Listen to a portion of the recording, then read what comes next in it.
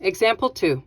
Line T has an equation of y equaling 2x minus 7.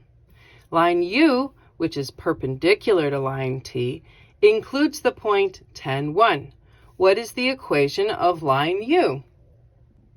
We saw in the introduction that the first thing we need to determine is if our corresponding line, our secondary line, will be parallel or perpendicular. And we see here that it is perpendicular. The second thing we saw in the introduction was that we need to identify the slope from our original equation. And there it is. Here it is. It's 2. So with my original slope being 2, we then have to determine what is the needed slope based off of the line type that we are told to work with.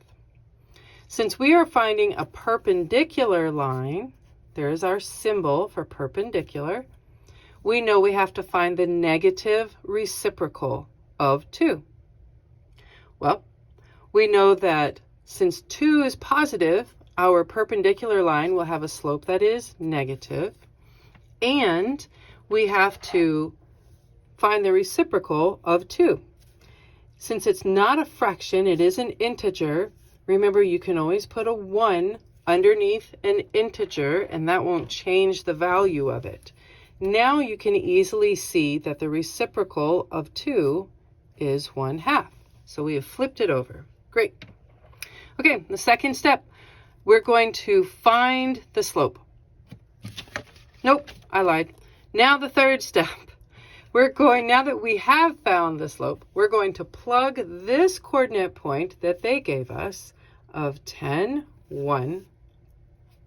It is our x and y with the slope that we need into the equation of y equals mx plus b. Let's plug in our values. So y has a value of 1.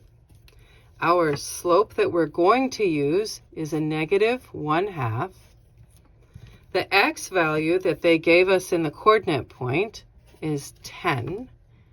And now we need to solve for our y-intercept, which of course you can do either using a graphing calculator or by hand. And we are going to do this by hand.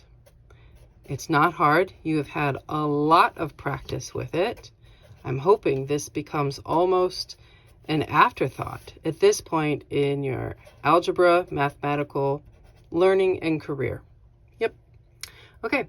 Now that we have the y-intercept that is needed for this equation, we can write the equation. And here we go. Y equals the slope that we used of negative 1/2 x plus, since my y-intercept of 6 is positive, this will be plus 6. And there's our new equation. And there you go.